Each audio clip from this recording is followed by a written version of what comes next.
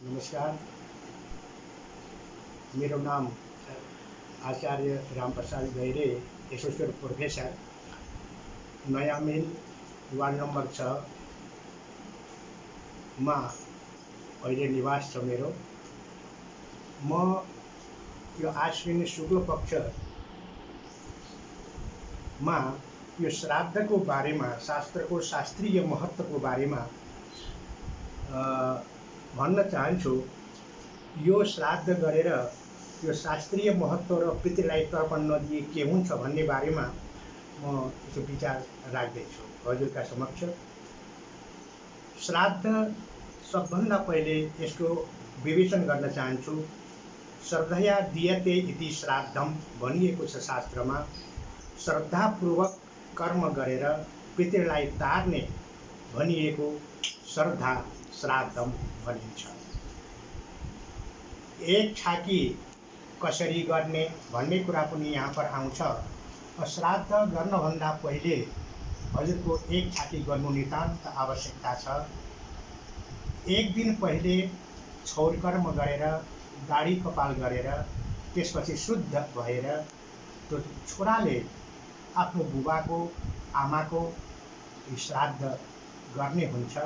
त्यसमा पनि के छ भने हामीहरू पवित्र भएर खानपानमा भक्षाभक्षको ध्यान राखेर, शुद्ध भएर स्नान गरेर एक छाकी राखेर पहिले सबभन्दा पहिले हामीहरूले के गरिन्छ भन्दाखेरिमा एक छाकी बस्ने एक परम्परा छ। क्षौरकर्म हुनु पर्यो, दाढी कपाल हुनु पर्यो, त्यसपछि मात्र अर्का दिन श्राद्ध गर्ने निर्णय गरिन्छ। अब श्राद्धको बारेमा एक शास्त्रको शास्त्रीय महत्त्व के र पितृलाई तर्पण नदिए के हुन्छ भन्ने बारेमा मैले हजुरका समक्ष एक विचार राख्न चाहेको छु। अहिले पितृको श्राद्ध भइरहेको छ प्रतिपदादेखि लिएर अमावस्यासम्म। अब त्यसलाई मैले कस्तो किसिमले गर्ने, के गर्ने भन्ने बारेमा मैले हजुरका समक्ष फेरि पुनः भन्ने गर्छु। अब हेर्नुहोस् कस्तो छ भन्दाखेरिमा श्राद्धको भूमि गर्ने ठाउँ एकदम पवित्र हुनुपर्छ। गाईका गोबरले लिपिएको ठाउँ हुनु पर्यो। त्यसमा कमसेकम ब्राह्मण वेदपाठी हुनु पर्यो, आफ्नो शाखाको हुनु पर्यो। शुक्ल यजुर्वेद, पारस्कर गृहसूत्र, कात्यायन सूत्र पढेको विद्वान हुनु पर्यो और आफ्नो वेद पढेको, अब यजुर्वेद, ऋग्वेद, यजुर्वेद, सामवेद, अथर्ववेद, चारौँ वेदको अलग अलग हाम्रो सूत्र ग्रन्थ हुन्छ। त्यसमा हाम्रो के छ भन्दा शुक्ल यजुर्वेदको माध्यन्दिनी शाखा र काण्ड शाखा हुन्छ। त्यो काण्ड शाखामा के हुन्छ भन्दाखेरिमा हामीहरूलाई यो एक पारस्कर गृहसूत्रले बताउँछ, ल एक कात्यायन सूत्रले पनि बताउँछ कस्तो किसिमले श्राद्ध गर्ने भन्दाखेरिमा हजुरका समक्ष अब भक्षको पनि ध्यान राख्नु पर्यो। पण्डित कस्तो हुनु पर्यो भन्दाखेरिमा राम्रो खाना पर्यो और नराम्रो तामसिक पदार्थ खान भएन। त्यस्तो किसिमको पण्डित हामीहरूलाई चाहिएको हुन्छ। अब यजमान पण्डित, पुरोहितलाई पुरोहित भनिन्छ। पुरोहित भनेको के हो भन्दाखेरिमा पुरःहितः। अब यहाँ यो लोकलाई पनि उद्धार गर्ने र स्वर्गलोकलाई पनि उद्धार गर्ने भएको हुनाले हामीले पुरोहित भनिएको हो पण्डितज्यूलाई। अब कस्तो छ भन्दाखेरिमा श्राद्ध कसरी गर्ने भन्ने कुरामा दुना र टपरीमा चावल सिधा राख्नु पर्यो, गङ्गाजल, गोमूत्र, दुधसहित राख्नु पर्यो। गाउँमा हुनुपर्छ। अब जर्सी गाईको चल्दैन, किनभने गाउँको गाई शुद्ध कालो गाईको गोमूत्र और दुध भएको हुनु पर्यो। त्यसमा के भनिएको भन्दाखेरिमा ग्रामवचनम कुर्युः भनिएको छ। परम्परा अनुसार वृद्ध बुबाहरूले भनेको यो परम्परा हामीले कहिल्यै पनि भुल्नु हुँदैन। त्यस कारणले गर्दा श्राद्ध गर्नु नितान्त आवश्यकता छ। अब म श्राद्धको विवेचन गर्न चाहन्छु। पिण्ड दिँदाखेरि हजुरका हाम्रा के छ भन्दाखेरिमा पिण्ड पार्वण भनिन्छ। 6 हुन्छन् त्यसमा। प्रत्येक महिनाको औँसीमा गरिने भएकोले पर्वमा गरिने हुनाले प्रावण श्राद्ध भनेको हो। औँसीको दिन 1 वर्षमा गर्ने गरिन्छ, किनभने प्रत्येक महिनामा हामीहरूले गर्न नसकेको हुनाले 1 वर्षमा औँसीका दिन हामीहरूले गर्ने परम्परा हामीले चालेका हौँ। परन्तु शास्त्र अनुसार हर महिनाका औँसीका दिन हामीहरूले यो तर्पण गर्ने, पितृ गर्ने भन्ने हामीले शास्त्रमा लेखिएको छ। अब कसरी गरिन्छ भन्दाखेरिमा पितातर्फ यसो हेर्ने हो भने पहिले पिता, पितामह, वृद्ध पितामह 3 पुस्तालाई हामीहरूले दिने प्रचलन छ। आमातर्फ अब माता, मातामही, वृद्ध मातामही अब गर्दा दुईतर्फ गर्दाखेरिमा हजुरका 6वटा पिण्डहरू भए। एक तर्पण एक छाकेका दिन गरे पनि हुन्छ। परन्तु हाम्रो एक परम्परा गाउँमा के छ भने यो श्राद्धका दिनै हामीले तर्पण गर्ने गरेका छौँ। किनकि यो दैनिक तर्पण हो, श्राद्धका दिन गर्ने प्रचलन गरिएको छ। श्राद्धका भेद उपभेद पनि छन्।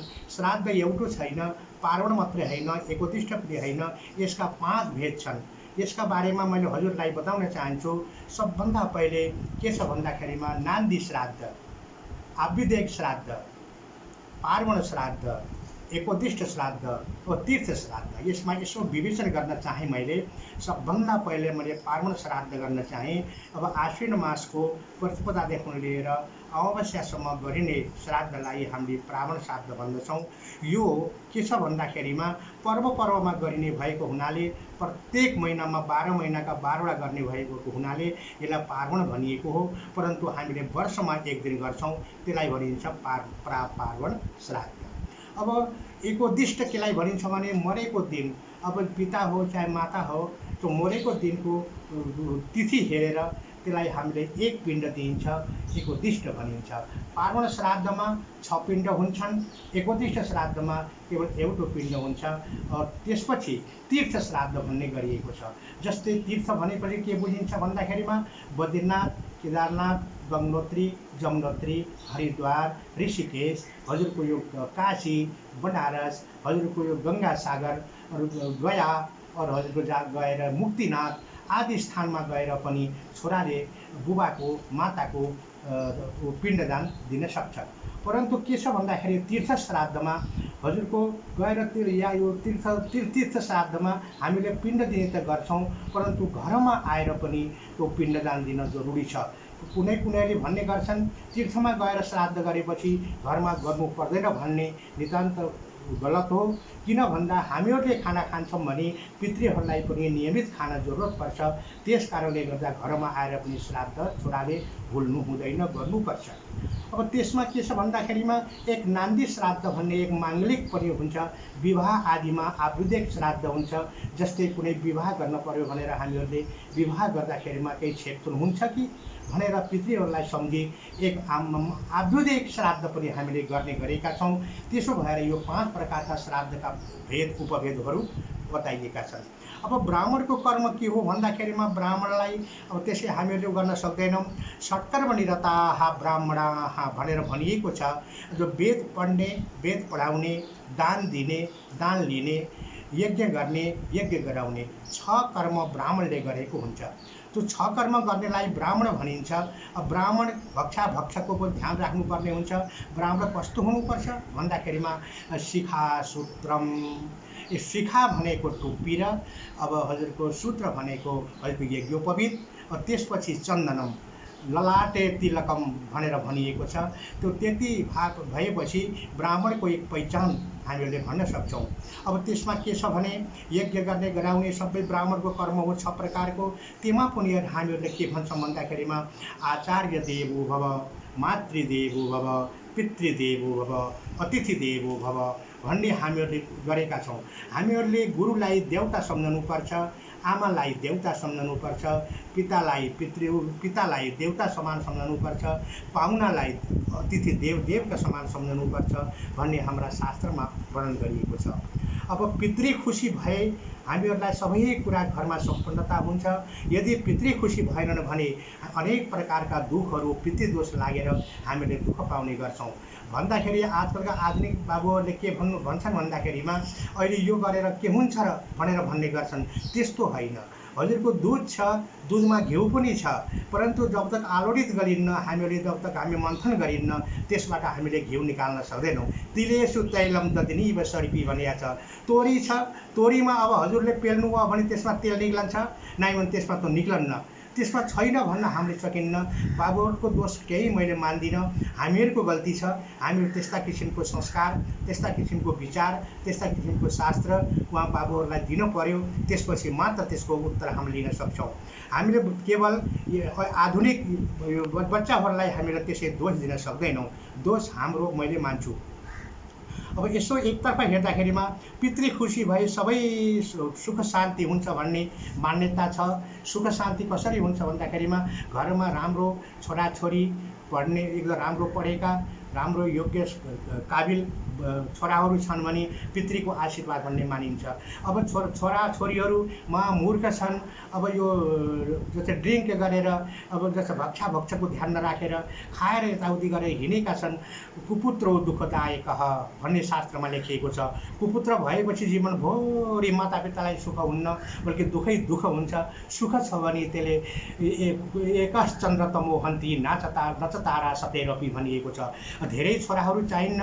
एक चन्द्रमा जस्तो, एक सूर्य जस्तो भएपछि संसारलाई आलोकित गर्न, प्रकाशित गर्न, आफ्नो घरका लागि एक ज्योति देखाउनका लागि एक छोरोले वास्तवमा भनेको छ। छोरो किन जन्माउने भन्दाखेरिमा पुं नरका त्रायते इति पुत्रः। अब आमा बुबालाई स्वर्ग लैजाने काम कसले गर्छ भन्दाखेरि यो पुत्रले गर्छ। अब छोरीले के गर्छिन् भन्दाखेरिमा त्यो स्वर्गलाई ल्याएर यहाँ घरमा राख्छिन्। अब घरको वातावरण कस्तो हुन्छ भन्दाखेरि बुहारीले देख्ने कुरा आउँछ। त्यसो भएर मैले के सोच्छु भन्दाखेरिमा हामीहरूले व्यसन नभएर राम्रोसँग शुद्ध खाना खाएर बुबा आमाको श्राद्ध तर्पण गर्नुपर्छ। यसलाई हामीहरूले कहिल्यै पनि भुल्न हुँदैन। त्यस कारणले गर्दाखेरिमा अब यसो अगाडि म बढ्न चाहन्छु। यो हामीहरूले भन्दाखेरि के भनिन्छ भन्दाखेरिमा जस्तै यो शरीर थुल शरीर गयो, अब त के छ र, मरेपछि केही दिनु पर्दैन, लिनु पर्दैन भन्ने हाम्रो मान्यता हाम्रो छोराछोरीबाट पाइन्छ। त्यस्तो होइन, यो अज्ञानता हो। किन भन्दा हाम्रो थुल शरीर पञ्चतत्वमा विलिन हुन्छ, परन्तु यो आत्मा भनेको कहिल्यै मर्दैन। किन भन्दाखेरि यो आत्मा नजायते मृजते वा कदाचित् नायं भूत्वा भविता वा न भूयः वासांसि जीर्णानि यथा विहाय नवानि गृह्णाति नरो पराणि तथा शरीराणि तदाय जीर्णा नन्नाति गृह्णाति नरो देवी गीतामा भनिएको छ। भगवान् कृष्णले अर्जुनलाई यही बताएका छन्, तिमीले कर्म गर, यो शरीर जान्छ, केही चिन्ता छैन। तिमीले के गर्नुपर्छ भन्दाखेरिमा आफ्नो कर्ममा गरेपछि हामीहरूलाई फल हुन्छ भन्दा जस्तो। अब मृत शरीरका बारेमा मैले यसो भन्न चाहन्छु। शरीर थुल शरीर हाम्रो गयो, हाम्रो अब थुल शरीर गइसकेपछि सूक्ष्म शरीर रहन्छ हामीहरूको। सूक्ष्म शरीर भनेको आत्मा।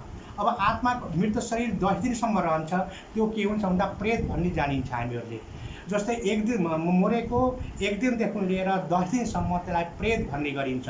अब जस्तै ढिकुरो फोरिन्छ, त्यसपछि हामीहरूले त्यहाँ के भनिन्छ भन्दाखेरिमा पितृ भनेर बोलाइन्छ। पितृ बन्नका लागि 11 दिनमा मरेका 11 दिनबाट अगाडिपट्टि मात्रै पितृ भनिन्छ।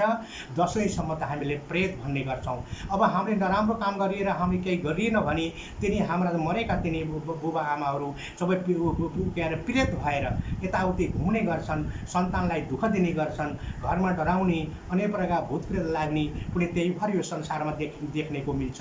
अब हेर्नुहोस्, अब शरीर कहिल्यै नमरेको भएर पञ्चतत्वमा विलिन त हुन्छ शरीर, परन्तु आत्मा कहिल्यै पनि नमर्ने भएर अखण्डै रहन्छ। अब त्यसकारण अब यता प्रत्यक्ष देवता भनेर पनि भन्न सक्छु मैले। अब गाडीमा पनि यताउति हेर्दाखेरिमा पितृको आशीर्वाद, बुबा आमाको आशीर्वाद भनेर लेखिएको हुन्छ। प्रत्यक्ष देवता भनेका सूर्य और माता और पिता नै हुनुहुन्छ। भगवान त हामीले पछि गएर देख्ने कुरा आउँछ, परन्तु प्रत्यक्ष देवता भनेको सूर्य और माता और पिता, यिनको सेवा हामीहरूले गऱ्यौँ। अब श्राद्ध गऱ्यौँ, तर्पण गऱ्यौँ भने पुरा वर्षमा हामीहरूलाई केही दुःख हुने छैन। 1 वर्षमा श्राद्ध गर्नु नितान्त आवश्यकता देखिन्छ। वर्ष दिनको खाना पितृलाई श्राद्धबाट नै मिल्छ।